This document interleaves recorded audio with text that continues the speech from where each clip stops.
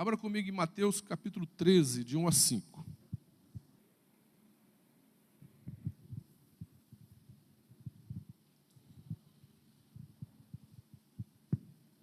Naquele mesmo dia, saindo Jesus de casa, assentou-se à beira do mar.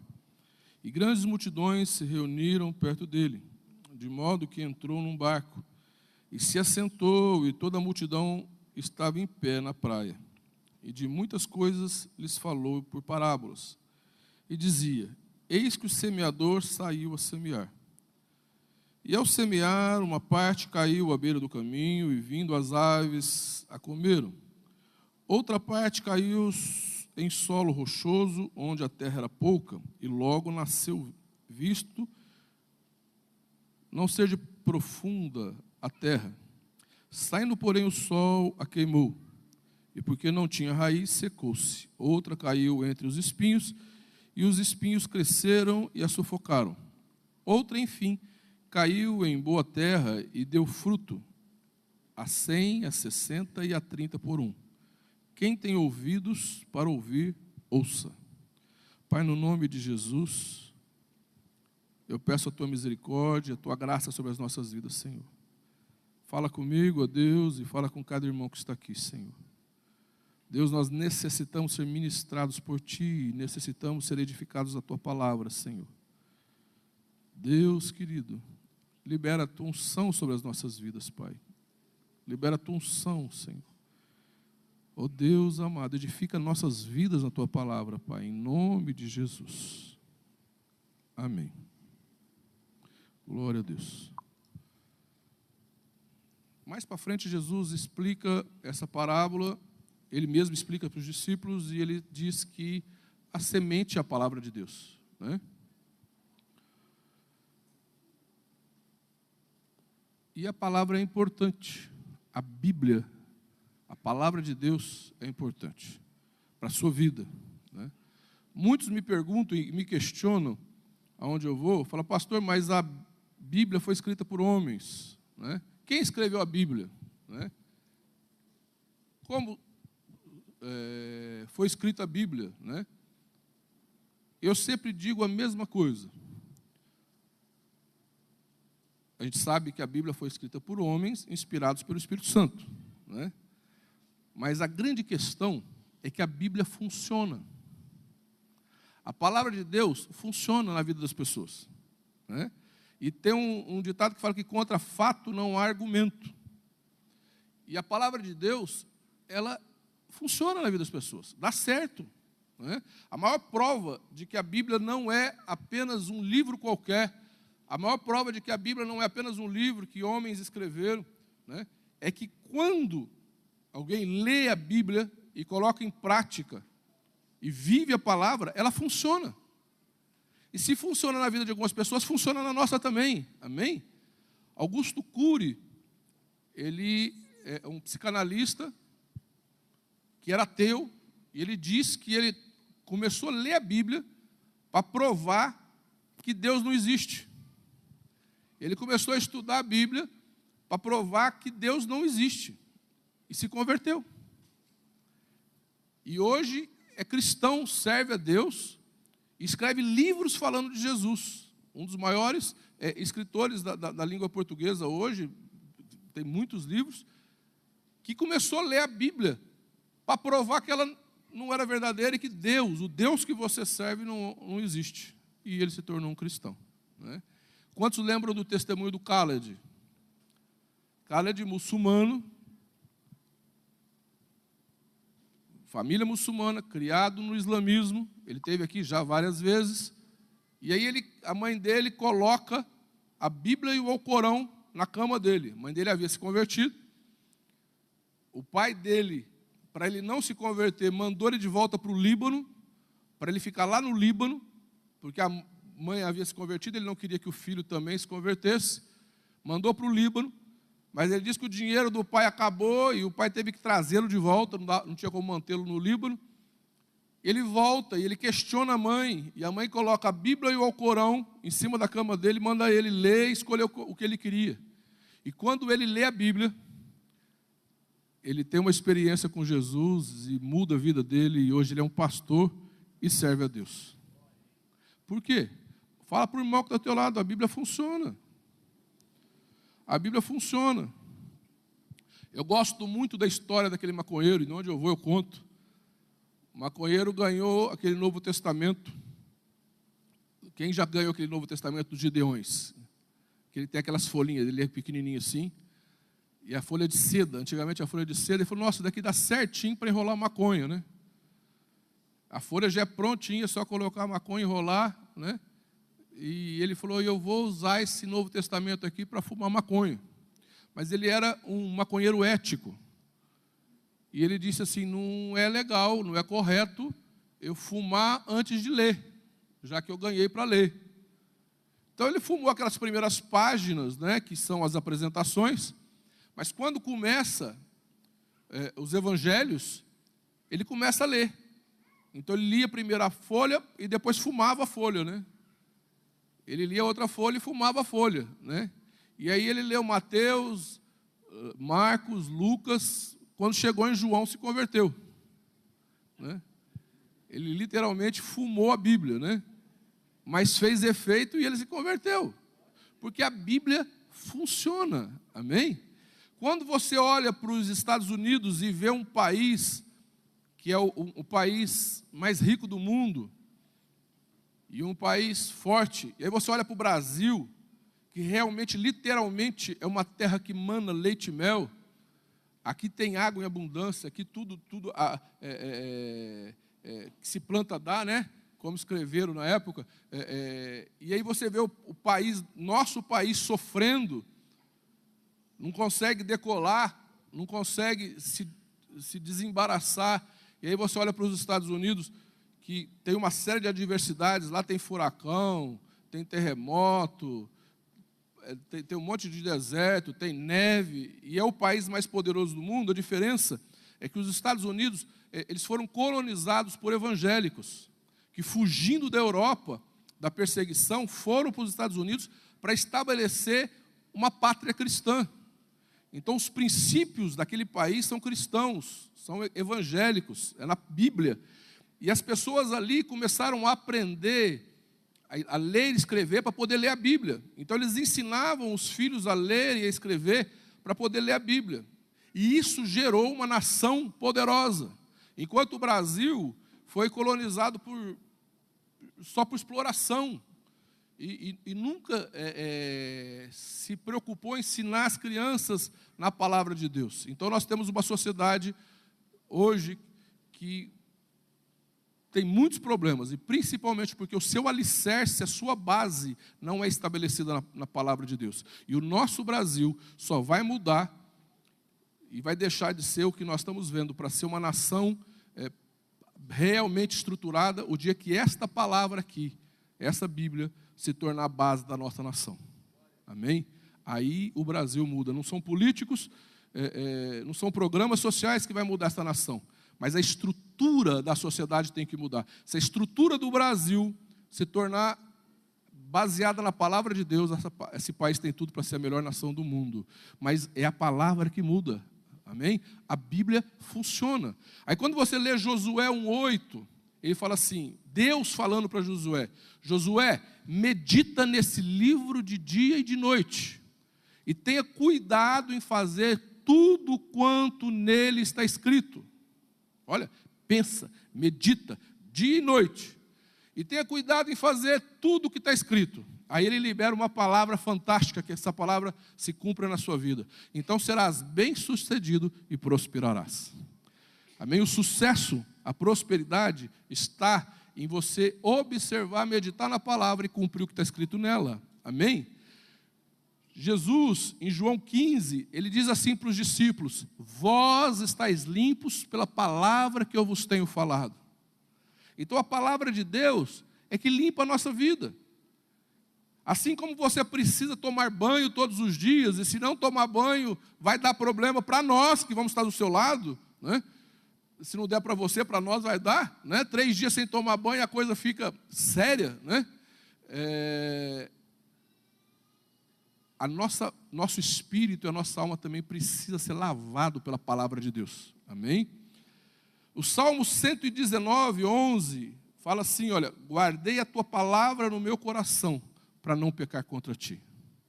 É a palavra de Deus que faz com que o nosso coração não peque, amém? Guardei a palavra no meu coração para não pecar. É a palavra de Deus que mostra para a gente o que é errado, o que é certo, e nos faz entender as coisas. No Salmo 119, 105, diz assim, lâmpada para os meus pés e a tua palavra, e luz para o meu caminho. Então é a Bíblia que se torna lâmpada para a sua vida. Tem muita gente andando no escuro, e andar no escuro é tropeçar, andar no escuro é trombar, andar no escuro é ter problema. E é a Bíblia, é a palavra de Deus que ilumina a nossa frente, que abre nossos caminhos, que faz você enxergar lá na frente. Quantos querem enxergar longe? É a Bíblia, lâmpada para os meus pés a tua palavra. É Bíblia, palavra que faz você enxergar longe. Amém? O Salmo 1 diz assim, bem-aventurado o homem que não anda no conselho dos ímpios, nem se detém no caminho dos pecadores, e nem se assenta na roda dos escarnecedores. Bem-aventurado, feliz é o homem que não anda no conselho dos ímpios, não se detém no caminho dos pecadores e nem se assenta na roda dos escarnecedores. Aí fala assim, antes o seu prazer está na lei do Senhor, e nela medita de dia e de noite. Este homem será como a árvore plantada junto aos ribeiros de água, que no seu devido tempo dá fruto. Olha, pensa comigo. Queridos, quando fala sobre o conselho dos ímpios, muitas vezes, em vez da gente meditar na palavra, a gente ouve gente que não deve. A gente vai ouvir pessoas que nós não devemos ouvir. Caminho dos pecadores. Muitas vezes a gente fica olhando para as pessoas que pecam e pega o mesmo caminho que elas. E roda dos escarnecedores. Roda dos escarnecedores é toda aquela rodinha, e aí a rodinha pode ser só de crente, né, que fica falando mal, escarnecendo das pessoas, reclamando da vida, falando mal dos outros. Ele fala, essas pessoas aí, olha, não dá certo. Ele fala, bem-aventurado aquele que não faz isso, mas que medita na palavra de dia e de noite. Esse será como a árvore plantada junto aos ribeiros de água. Olha, quantos querem ser frutíferos? Você está me entendendo? Olha o que Hebreus 4,12 fala. Porque a palavra de Deus é viva e eficaz, e mais cortante do que qualquer espada de 2 gumes, e penetra até o ponto de dividir alma e espírito, juntas e medulas, e é apta para discernir os pensamentos e propósitos do coração. A palavra de Deus, ela vai entrando dentro da nossa vida e vai cortando algumas coisas da nossa vida. A palavra de Deus vai abrindo a nossa mente, vai fazendo você discernir o que é certo e errado. Queridos, muitas coisas que eu achava que era certo, quando eu comecei a ler a palavra e meditar na palavra, eu comecei a entender que era errado. Muitas coisas que eu entendia de um jeito, a palavra me fez entender de outro. Muitas coisas que eu agia de uma forma, e Deus me mostrou através da palavra que não era daquele jeito que eu tinha que agir, seja nos negócios, seja na educação de filhos, seja no meu comportamento diário. Então a palavra de Deus, ela entra, e é como um bisturi, que vai rasgando, cortando a gente, vai cortando a nossa mente, abrindo a nossa mente, separando, fazendo você discernir, amém? E aí a sua mente começa a entender a mente de Cristo. Aí você começa a ter os pensamentos de Cristo, você começa a ter a mente de Deus, amém? E os teus pensamentos começam a se parecer com os pensamentos de Deus, os seus conceitos começam a ser os conceitos de Deus, e o seu padrão começa a ser o padrão de Deus. Você me entende? Que é isso que a palavra de Deus faz na nossa vida. A palavra de Deus entra na nossa vida para nos transformar em pessoas semelhantes a Deus. Quantos aqui querem ser semelhantes a Deus? Glória a Deus. Deuteronômio 6, 5 e 9, Jonas, se você puder colocar aí no telão, Deuteronômio 6, de 5 a 9, fala assim, olha, você pega o seu filho e inculca a palavra de Deus, o seu filho, e fala da palavra de manhã, a hora que ele acordar, no caminho andando com ele, a hora que você sentar, você fala com ele, na hora do almoço, na janta, né? Ata na testa. E aí os judeus pegaram e fizeram uma biblinha e pregaram na testa. Olha como que o ser humano é engraçado, né? Se você olhar aqueles judeus tradicionais, eles colocam uma caixinha com um pedaço da palavra de Deus na testa. Não é isso. Como que as pessoas entendem errado? Não é para estar uma caixinha aqui na testa, é para estar dentro da cabeça. Amém? Não é na testa, é na cabeça, é inculcar na mente. Amém? Não deu, Jonas? Então, o que ele está falando? Você quer educar seu filho? Fala da palavra. O que é isso? Não é assim, meu filho, Salmo 23 diz, o Senhor é meu pastor, nada me faltará. Meu filho, João 3,16 diz, Deus amará o mundo de tal maneira. Não é você ficar recitando versículos para o seu filho, mas é você conhecer a palavra de Deus e todos os seus conselhos, todas as suas opiniões estarem baseadas na palavra de Deus. Você me entende? Que aí, se todos os seus conceitos, se todas as suas opiniões, se todas as suas ideias estiverem baseadas na palavra de Deus, você vai falando para o seu filho, e você vai incutindo na cabeça dele a palavra de Deus. E aí, quando ele crescer, ele tem um padrão da palavra. Amém? E essas palavras que hoje te ordeno, estarão no teu coração. Vai lá. E as ensinarás a teus filhos, e delas falarás, sentado em tua casa e andando pelo caminho, ao deitar-te e ao levantar-te. Também as atarás por sinal na tua mão, e te serão por frontais entre os teus olhos. E as escreverás nos umbrais de tua casa e nas tuas portas.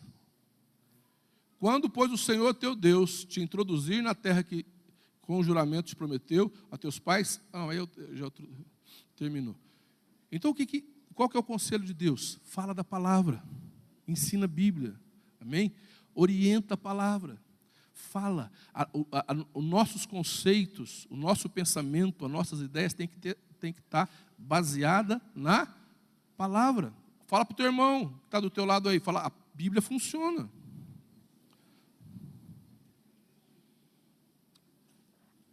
Agora, Jonas, pega, quem quiser abrir, pode abrir, 2 Crônicas 17, de 9 a 10.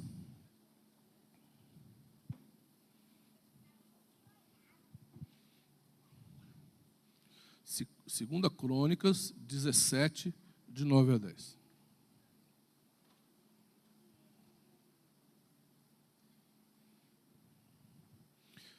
Nós fizemos, eu e o seu Ezequiel, nós fizemos um programa na rádio, uns 2 anos, seu Ezequiel? 3 anos. E o mais gostoso do programa não era nem o programa em si, né, que abençoou muita gente, mas era o quanto me edificava ficar 1 hora, eu e o seu Ezequiel, discutindo a palavra, né, seu Ezequiel? E a gente pegava um texto e falava, seu Ezequiel, o que nós vamos conversar hoje? E nós nunca a gente nunca programou antecipadamente. Ele escolhia um tema, e a gente, durante 1 hora, debatia sobre a palavra. E me edificou tremendamente. Creio que o senhor também, né, Ezequiel? Por quê? Porque a palavra é poderosa. Amém? A palavra de Deus tem poder. A palavra de Deus muda a nossa vida. A palavra de Deus muda... Se a palavra de Deus pode mudar, estabelecer uma nação e transformar uma nação em uma nação poderosa, o que ela não pode fazer na sua vida? Amém? Quer ver? Vamos lá. Ensinaram em Judá, levando consigo o livro da lei do Senhor, foram por todas as cidades de Judá, ensinando entre o povo. Então caiu o temor do Senhor sobre todos os reinos das terras que estavam ao redor de Judá, de modo que não lhe fizeram guerra contra Josafá. Alguns dentre os filisteus traziam presentes a Josafá e prata como tributo, e os árabes lhes trouxeram rebanhos, 7.700 carneiros e 7.700 bodes. O que Josafá fez? Josafá pegou a palavra de Deus, pegou levitas, sacerdotes, e mandou ir nas cidades de Judá ensinar a Bíblia. ensinar a palavra. Qual que foi o resultado disso? Veio o terror do Senhor sobre os seus inimigos, que não fizeram guerra contra ele, mas pelo contrário, lhe deram presente. Ó, em vez dele guerrear com os inimigos, ele ensinou, espalhou a palavra de Deus. E a palavra de Deus entrou nas casas, e a unção que veio sobre Judá fez com que os inimigos de Judá não fizessem guerra contra ele, mas pelo contrário, veio terror sobre eles, que em vez de fazer guerra deram presente. Queridos, a palavra de Deus tem poder, a palavra de Deus tem poder para mudar a sua vida, a palavra de Deus tem poder para mudar a sua casa, a palavra de Deus tem poder para mudar uma família, a palavra de Deus tem poder para mudar uma cidade, amém? Porque cada lugar que a palavra de Deus entra, ali os conceitos de Deus são estabelecidos, o reino de Deus é estabelecido. O reino de Deus não é estabelecido quando uma pessoa se torna evangélica. O reino é estabelecido quando uma pessoa aceita Jesus e começa a andar na palavra. Amém? Ali é o reino de Deus que foi estabelecido. Amém? Quando uma pessoa, ela aceita Jesus. Eu sou evangélico, agora eu sou gospel. Isso não resolve a vida de ninguém. Mas quando a pessoa aceita Jesus e estabelece o padrão de Deus na casa dela, estabelece a palavra de Deus na casa dela, ali o reino de Deus foi estabelecido. E o inimigo não toca. E o inimigo não tem poder. Amém? Por isso que quando Jesus manda os discípulos de 2 em 2 a evangelizar, e eles entram nas casas, e Jesus fala assim, não fica andando de casa em casa. Entra numa casa, ensina a palavra, ministra naquela casa. E eles fizeram. E quando eles voltam, eles falam, nossa, né? Deus agiu, Deus operou. Jesus fala assim, vi Satanás caindo do céu como um raio. Vocês sabem o que enfraquece os principados e potestades? Não é as pessoas se tornarem evangélicas. O que enfraquece principado e potestade é quando a palavra de Deus é implantada nos lares, nas famílias, nas casas. Numa cidade ou num país. Amém? Quando a Bíblia, palavra de Deus, entra na vida de uma pessoa e muda a vida daquela pessoa. Vocês estão me entendendo, queridos? Porque é a palavra de Deus. Por isso que o inimigo resiste tanto, e o inimigo trabalha para que as pessoas não conheçam a palavra, para que as pessoas não estudem a palavra, para que as pessoas não ouçam pregações, só aquelas pregações emocionais. Né? As pessoas, hoje, muitas vezes, elas só ficam atrás daquelas pregações emocionais de autoajuda. Você vai vencer, você vai vencer, você vai... Aí a pessoa fica, eu vou vencer. Ótimo. E vence mesmo, em nome de Jesus, porque nós somos mais do que vencedores. Mas nós precisamos conhecer a palavra. Amém?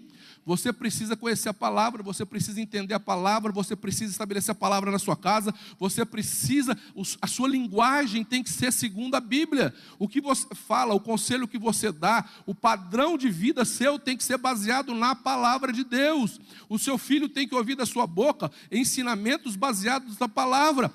Lá no seu serviço, as pessoas têm que ouvir de você padrão da palavra, conselho da palavra. As pessoas têm que ouvir em você conceitos da palavra de Deus, porque são estes conceitos que mudam e revolucionam uma sociedade, revolucionam a sua vida e botam o diabo debaixo dos seus pés.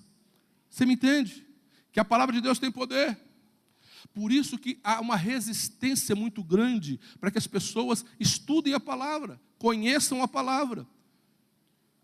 80% hoje, preste atenção, 80% hoje dos cristãos do Brasil não conhecem a palavra de Deus e não andam no padrão da palavra. 80% dos cristãos do Brasil não vivem no padrão da palavra e não querem conhecer a palavra, não querem estudar a palavra de Deus, mas o que transforma a sua vida é a palavra de Deus. Você me entende? O que muda a sua vida é a palavra de Deus. O que muda uma sociedade, o que muda e revoluciona é o poder da palavra. Você me entende? Que é a palavra de Deus. Por isso nós temos que estudar a palavra, conhecer a palavra, viver a palavra, seja sentado no caminho, seja almoçando. A nossa linguagem tem que ter baseada na palavra de Deus. Você me entendeu? Outra coisa. A Bíblia não é um livro de história. A Bíblia não é um livro para você ler história. A Bíblia é um livro de princípios. Quantos querem vencer na vida? Aprenda princípios da Bíblia. Toda a Bíblia é um livro de princípios. Então você tem que aprender a ler a Bíblia observando princípios.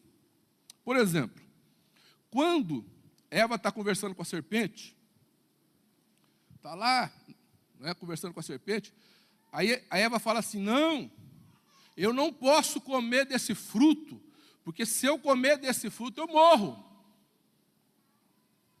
A serpente fala assim, morre nada, dá nada não. Este é um princípio que até hoje o diabo usa na cabeça das pessoas. Dá nada não, no final Deus te perdoa, você vai para o céu. Entendeu? Mas se eu fizer isso, vai dar problema na minha vida. Dá nada não. Fica tranquilo que no final não dá nada. É o princípio de relativizar as coisas. Um outro princípio que a gente tem que entender. Davi peca, cai em adultério. Deus perdoa, mas sofre as consequências. Deus não tira as consequências. Ele sofre todas as consequências do erro dele. Então qual que é o princípio? Que Deus perdoa, mas não tira as consequências. Você me entende? Que esses princípios nós temos que entender e se basear neles para viver. Outro princípio, a ninguém deveis coisa alguma. É um princípio bíblico, não é? Um outro princípio bem claro, a medida com que você mede, você será medido. Não é? Aí a gente julga os outros, depois não quer ser julgado. Não é? Então, a gente tem que entender a Bíblia, ler, estudar a Bíblia e observar os princípios. Se você quer ser um vencedor, ande na palavra. Fala para o irmão que está ao teu lado. Se quer ser um vencedor, ande na palavra. Aí a Bíblia fala para você não ter palavra torpe na sua boca. É um princípio. Não use a sua boca para falar palavrão, falar besteira, falar borracha. É um princípio. Aí a pessoa não obedece a esse princípio. É um princípio, nós temos que guardar o princípio. Você está me entendendo? Não, aquele que odeia o seu irmão é o quê? Bem-aventurado. Aquele que odeia o seu irmão é o quê? Assassino. Olha, que princípio forte. Não é? Então, queridos, observe os princípios da palavra. Amém? Observe. A Bíblia fala que o pai da mentira é o diabo. Esse princípio, então, é terrível. Então, nós temos que entender que a Bíblia é um livro de princípios. E se você quer vencer, a sua vida tem que ser baseada nos princípios da palavra. Porque aí a sua vida vai ser abençoada. E a estrutura da sua vida vai ser inabalável. Aí Jesus diz assim, olha, um semeador saiu a semear. E ele semeou esta palavra poderosa que eu estou dizendo, ele semeou. E parte dessa semente caiu na beira do caminho. E veio o inimigo, veio a ave do céu, e comeu essa semente, que estava na beira do caminho. Depois ele explica que essa ave é o inimigo, que vem e rouba. Não é? Então, preste atenção no que eu vou dizer. A palavra é poderosa, mas ela tem que encontrar também um coração preparado. A palavra é poderosa, mas ela tem que encontrar um coração preparado. Um coração fértil. O que é a beira do caminho? É aquele coração duro. É aquele coração que vem na igreja, aquele coração que ouve a palavra, mas ele não abre o coração, a palavra não penetra. A Bíblia não penetra, a palavra de Deus não penetra. Chega ali fora, o diabo já consegue roubar aquela palavra do coração. A palavra não consegue frutificar. E queridos, nós precisamos ter um coração quebrantado, amém? Fértil. Porque não adianta a palavra ser poderosa se o nosso coração for tão duro quanto... Quem já pegou aquelas estradas na beira do caminho, assim, aquele caminho que é duro? Passou tanto veículo ali que ficou, parece um asfalto, né? Se o nosso coração for desse jeito, como que faz? Então, muitas vezes, a palavra é poderosa, mas ela não consegue penetrar num coração. E aí o diabo vem e rouba, né? Aí ele fala assim, ó, outra parte caiu entre os espinhos. Então é aquele coração que tem espinhos. E aí ele fala, depois ele explicando, ele fala que os espinhos é o amor às riquezas, é o amor às riquezas deste mundo, ao mundo. E que se no nosso coração a gente tiver amor às riquezas, amor ao mundo, amor às coisas do mundo, o desejo de ter as coisas, o prazer, muitas vezes, eu vejo hoje muitas igrejas, infelizmente, muitos movimentos, parece que a preocupação é ostentar.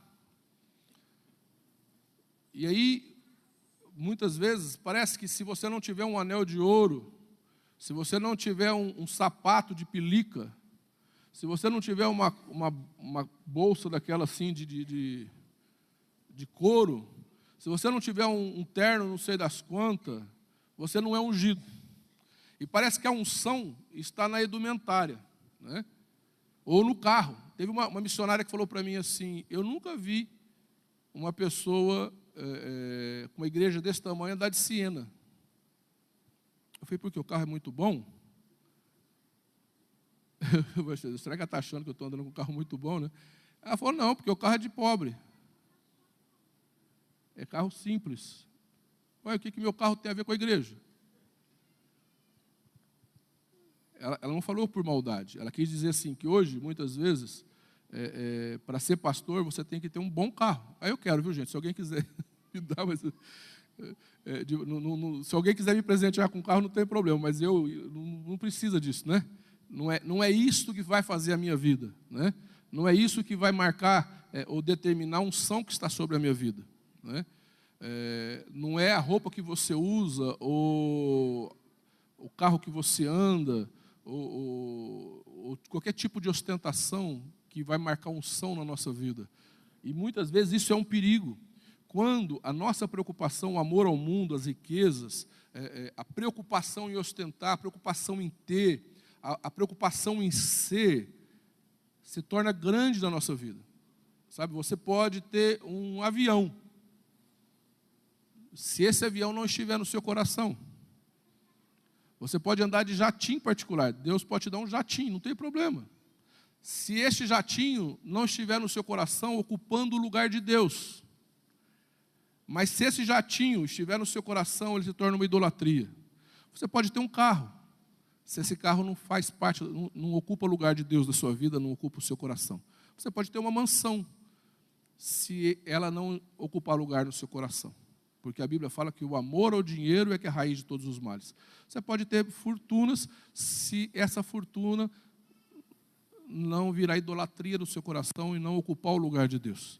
Agora preste atenção no que eu vou dizer.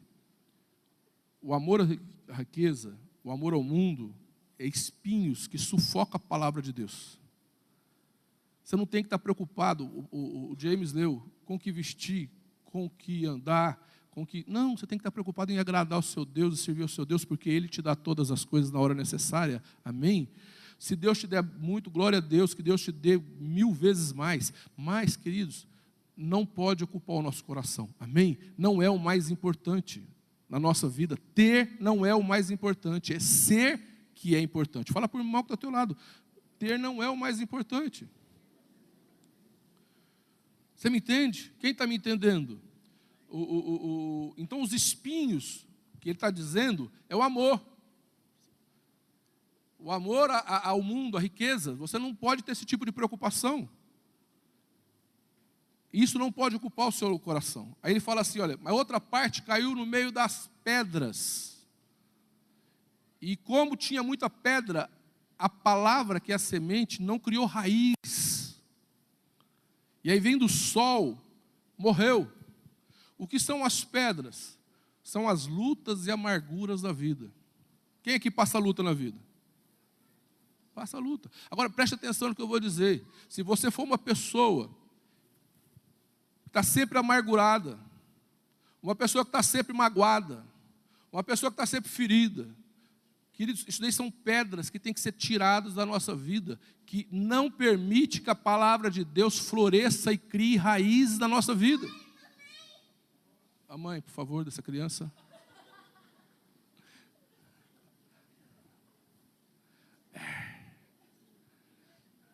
Tem problema, nós estamos em casa. Vocês me entendem? Aí ele fala assim, mas parte da semente caiu em terra boa. Quantos querem ser terra boa? Muitas vezes nós temos que tirar pedra, nós temos que tirar espinho, nós temos que preparar o nosso coração e falar, parte da semente caiu em terra boa e produziu 30, 60 e 100 por 1. Então até o coração bom tem 3 medidas. Um coração bom, fértil, tem a medida de 30 por 1, 60 por 1 e 100 por 1. Quantos querem ter um coração que produz 100 por 1? Esse coração tem que ser preparado. O nosso coração tem que ser preparado para receber a palavra e ela frutificar em nossa vida. Por isso que nós temos que deixar Deus tratar com a nossa vida e preparar e tirar todo o espinho, tirar toda a pedra, tirar tudo aquilo que nos impede de fluir na palavra de Deus. Porque o que muda a sua vida é a palavra de Deus. O que transforma a sua vida é a palavra de Deus. Eu já recebi unção e Deus fala comigo e eu oro. Isso é maravilhoso, e Deus age, e isso é poderoso, e Jesus falou assim, errais e não conhecer as Escrituras, nem o poder de Deus. Eu creio no poder de Deus, e o poder de Deus que rompe cadeias, o poder de Deus que quebra grilhões, é o poder de Deus que nos liberta do inimigo, mas é a palavra de Deus que te sustenta, é a palavra de Deus que é o alicerce na sua vida, é a palavra de Deus que estrutura a sua casa, é a palavra de Deus que te transforma numa pessoa firme, que o diabo não consegue derrubar, é a palavra de Deus que faz com que você se torne uma pessoa estruturada. É a palavra de Deus que faz você ser uma pessoa firme que o inimigo não consegue te balançar. É a palavra de Deus que firma as tuas convicções e aí o diabo não rouba as tuas convicções. É a palavra de Deus que faz com que no seu caminhar o inimigo não consiga montar ciladas para que você caia, porque a palavra de Deus te livra de todas as ciladas, porque te faz entender, compreender. Amém? Por isso, queridos, que quando a Bíblia fala de luta contra o inimigo, não fala para você jogar sal, nem fala para você derramar óleo. A Bíblia não fala que luta contra o inimigo é você dar 7 voltas em torno de alguma coisa. A Bíblia fala que luta contra o inimigo é você estar amarrado à verdade, cingido com a couraça da justiça, calçado os pés na preparação do Evangelho. Porque é os teus pés calçados na preparação do Evangelho, amarrado à verdade, cingido com a verdade, com a couraça da justiça, capacete da salvação, é que te protege contra o diabo, protege a tua casa. Por isso que o inimigo também luta para que a igreja brasileira não conheça a palavra. Por isso que o inimigo luta para que as pessoas não entendam a palavra, não compreendam a palavra, não estudem a palavra, não leiam a palavra. Porque é a palavra de Deus que transforma a sua vida. Mas a palavra de Deus também precisa encontrar dentro de você um coração fértil e preparado. A palavra de Deus precisa encontrar dentro de você um coração adubado. Um coração tratado. Como que é para uma semente quando ela encontra uma terra arada, adubada, uma terra onde chove, uma terra fértil? Aí floresce. Amém? E o que Deus quer para você? Ele quer que a palavra de Deus seja poderosa na sua vida. Mas Ele quer também que o seu coração seja uma terra fértil para que essa palavra floresça. Vamos ficar em pé, queridos.